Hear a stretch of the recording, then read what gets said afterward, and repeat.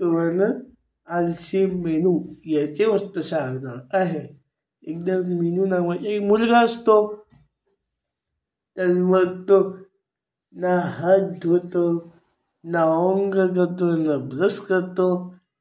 तसंच असतो. तर ती आई खूप समजवते, खूप सांगते, पण काही उपयोग नाही होत होता. तर मग आणि एक दिवस काय झालं, मीनू असेच घराच्या बाहेरच्या बाकावर बसला होता. पण बसून बसून त्याला बोर होत होता, म्हणजे कंटाळा आला होता.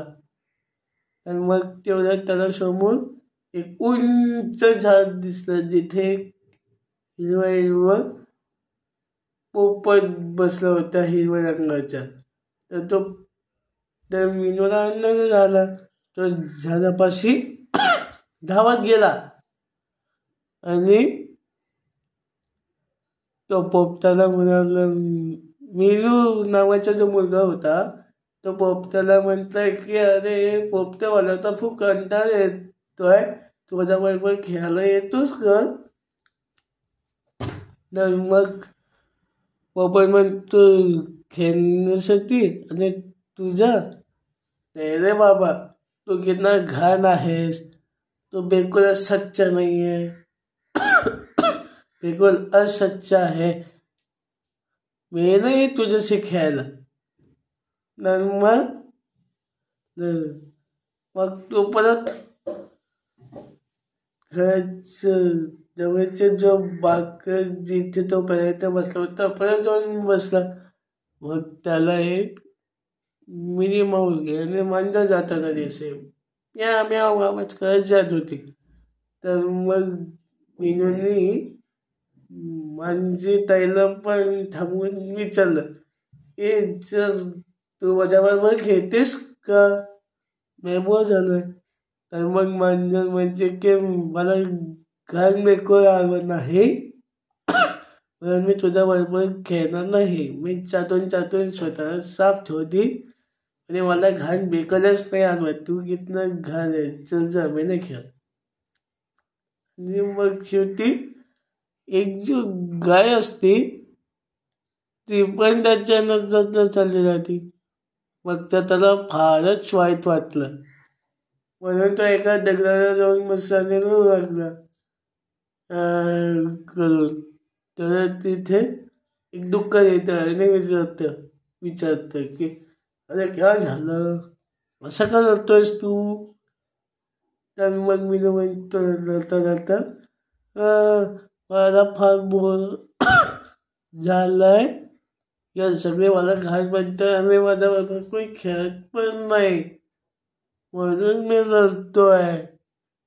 तर मग दुःख म्हणतो एवढंच ना, तू पण घाण आहे तर मी पण घाण आहे, मी मातीमध्ये उठतो आणि तू माझ्यापेक्षा जास्त घाण आहे, म्हणजे तू माझ्या दादा झाला. तर मग मीनूला अच्छा वाटलं. त्या म्हटलं काय, म्हणजे दुकान म्हणतो की आपण दोघं भाऊ जाऊ खेळायला, दादा चल खेळायला. तर मग मीनू म्हणतो की आश्चर्याची वस्तू की हा माझा दादा म्हणतो, हा एक दुःखवाला दादा म्हणतो.